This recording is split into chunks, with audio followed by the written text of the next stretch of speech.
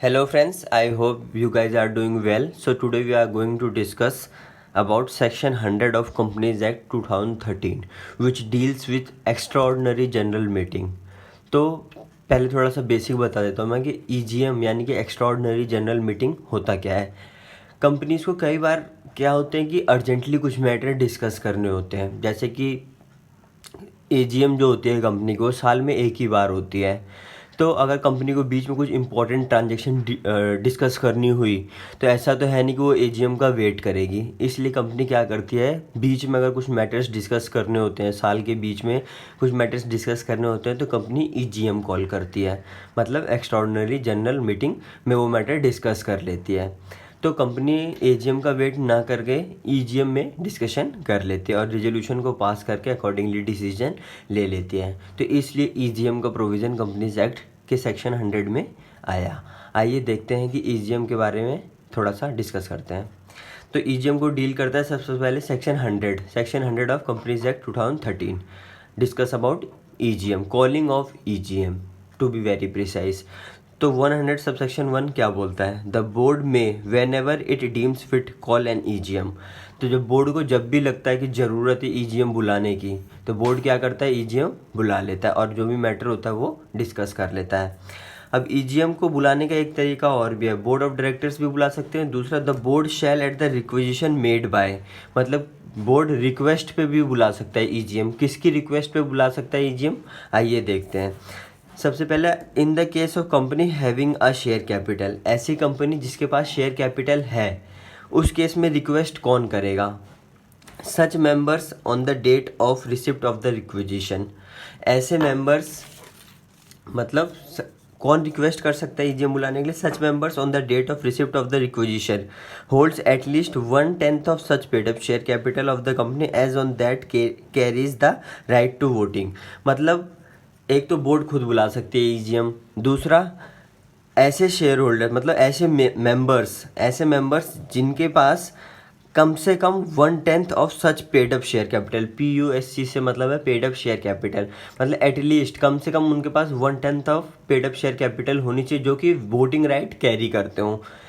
तो मतलब उन्होंने पेड अप शेयर कैपिटल का एटलीस्ट 1/10, सपोज अगर एक एग्जांपल दे रहा हूँ, किसी कंपनी की अगर paid up share capital 100 crore है तो उनके पास कम से कम 10 करोड़ की पेड अप कैपिटल होनी चाहिए। ऐसे मेंबर्स मिलकर रिक्वेस्ट कर सकते हैं किसको, बोर्ड ऑफ डायरेक्टर्स को EGM बुलाने के लिए, मतलब रिक्वेजिशन। इसी को बोलते हैं रिक्वेजिशन, मतलब होता है रिक्वेस्ट। तो मतलब 1/10 जो मेंबर हैं जो कि होल्ड करते हैं 1/10, ऐसे मेंबर जो होल्ड करते हैं 1/10 paid up share capital of company. जैसे मैंने एग्जांपल में बताया कि कंपनी का अगर paid up share capital 100 crore है तो सारे मेंबर्स क्यूमुलेटिव मतलब 10 करोड़ की कम से कम paid up share capital hold करते हो तो वो रिक्वेस्ट कर सकते हैं किसके पास, बोर्ड ऑफ डायरेक्टर्स के पास EGM बुलाने के लिए।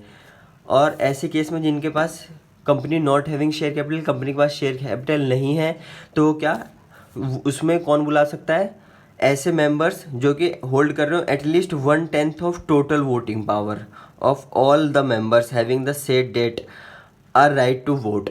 ऐसे मेंबर्स जिनके पास कम से कम 1/10 ऑफ टोटल वोटिंग पावर हो, मतलब किसी कंपनी की जैसे वोटिंग पावर 100 है तो उनके पास कम से कम 10 होनी चाहिए वोटिंग पावर। एक एग्जांपल से समझा रहा था मैं। तो उन होल्ड कर रहे हो at least 1/10 of total voting power of the company, तो मतलब टोटल वोटिंग पावर जितनी है कंपनी के पास उसकी 1/10 उनके पास होनी चाहिए। तो वो भी रिक्वेस्ट मेड कर सकते हैं किसके पास, बोर्ड ऑफ डायरेक्टर्स के पास EGM बुलाने के लिए।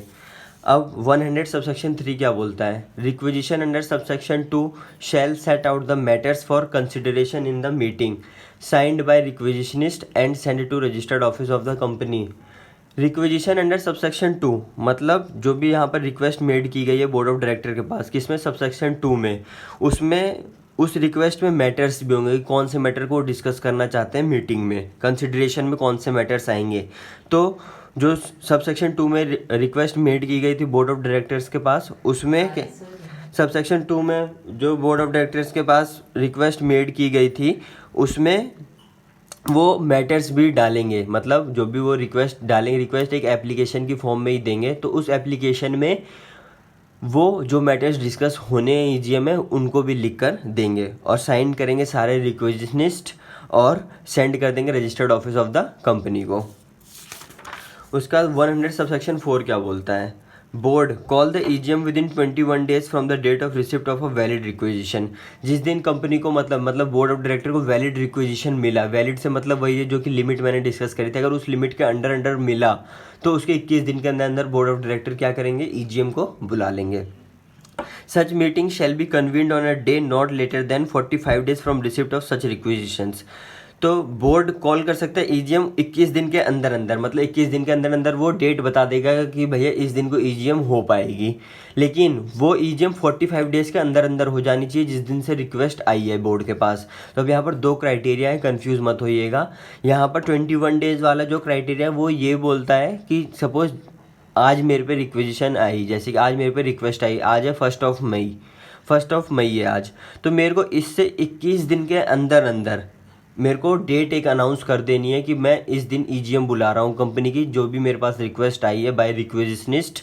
तो 21 दिन के अंदर मैं मतलब डेट बता दूंगा कि मैं इस दिन ईजीएम होने वाली है कंपनी की, लेकिन वो EGM 45 days of requisition made के अंदर हो जानी चाहिए। जैसे 1 मई को रिक्वेजिशन आई थी तो इसके 45 दिन के अंदर ईजीएम हो जानी चाहिए, मतलब कन्वीन हो जानी चाहिए। 21 दिन के अंदर हम बता देंगे और 45 दिन के अंदर हम ईजीएम को कन्वीन कर लेंगे, मतलब जिस दिन से रिक्वेस्ट आई है उस दिन से अंदर। आई होप आपको ये 21 और 45 दिन का डिफरेंस समझ आ गया होगा। The meeting may be called and held by the requisitionist themselves within a period of 3 months from the date of the requisition। अगर ऊपर वाले क्राइटेरिया में ऐसा कंपनी फेल होती है, मतलब 45 डेज के अंदर ईजीएम नहीं कंडक्ट करवा पाती है कंपनी, तो जो रिक्वेजिशनिस्ट होंगे जिन्होंने रिक्वेस्ट मेड की थी बोर्ड ऑफ डायरेक्टर के पास, वो खुद से ही ईजीएम कर लेंगे। कब? 3 महीने के अंदर from the date of requisition. अगर कंपनी 45 डेज के अंदर मतलब बोर्ड ऑफ डायरेक्टर्स 45 डेज के अंदर ईजीएम नहीं बुला पाते हैं, तो जो रिक्वेजिशनिस्ट होंगे वो खुद ही 3 महीने के अंदर from the date of requisition EGM conduct कर लेंगे खुद से ही।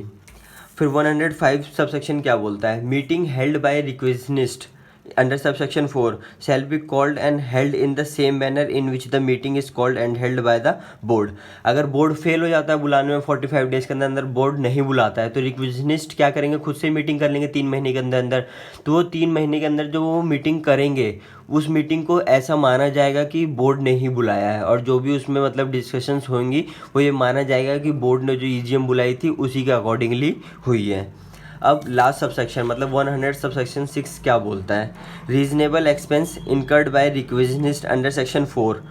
मतलब जो मीटिंग रिक्वेजिशनिस्ट ने बुलाई थी, मतलब खुद से कन्वीन कर ली थी, क्योंकि बोर्ड ऑफ डायरेक्टर 45 डेज के अंदर नहीं कर पाया था वो मीटिंग, तो उसका जो भी एक्सपेंस होगा shall be reimbursed by the company. वो उस मीटिंग का एक्सपेंस रीइंबर्स करेगी कंपनी, मतलब बोर्ड ऑफ डायरेक्टर रीइंबर्स करेंगे। And the sums so paid shall be deducted from any fee और other remuneration under section 197 payable to such of the directors who were in default in calling the meeting. और जो भी expenses हुआ और and the sums so paid shall be, मतलब या फिर कोई और सम पे किया गया उस मीटिंग से रिलेटेड, तो वो पैसे कहाँ से कटेंगे, कंपनी कहाँ से डिडक्ट करेगी, कंपनी डिडक्ट करेगी फ्रॉम एनी फी और other remuneration under section 197 payable to such of the directors. जो डायरेक्टर्स को मीटिंग को नहीं बुला पाए थे, जब मतलब रिक्वेजिशनिस्ट ने रिक्वेस्ट करी और वो 45 डेज के अंदर मीटिंग नहीं बुला पाए, ईजीएम नहीं बुला पाए, तो रिक्वेजिशनिस्ट ने क्या किया था, खुद से ही मीटिंग कन्वीन कर ली थी। अब उस मीटिंग को करने में कुछ खर्चा लगा होगा या फिर कोई सम पे किया गया होगा, जैसे कुछ एक्सपर्ट आए होंगे या फिर अदर एक्सपेंसेस जो भी होंगे, उसको जो बेयर कौन करेगा, ऐसे वो डायरेक्टर बेयर करेंगे जो कि डिफ़ॉल्ट में थे कॉलिंग द मीटिंग, मतलब जिन्होंने ईजीएम नहीं बुलाई थी आफ्टर वैलिड रिक्वेजिशन। तो इस केस में वो जो एक्सपेंस होगा वो रिइंबर्स करेगी कंपनी, लेकिन कंपनी डिडक्ट कर लेगी ऐसे डायरेक्टर्स से जो कि डिफ़ॉल्ट में थे, मतलब directors in default in calling the meeting. तो ये सारे एक्सपेंसेस कंपनी वहाँ से डिडक्ट कर लेगी, उनको जो रिम्यूनरेशन मिलना होता है अंडर सेक्शन 197 उसमें से डिडक्ट कर लेगी कंपनी। तो आई होप आपको ईजीएम का प्रोविज़न अच्छे से समझ में आया होगा, हर सब सेक्शन अच्छे से क्लियर हुआ होगा। अगर आपको कोई डाउट होता है तो प्लीज़ कमेंट सेक्शन में बताइएगा, और बने रहिए ऐसे ही साथ आगे आने वाली और बहुत सारी वीडियोस के लिए। Thank you so much.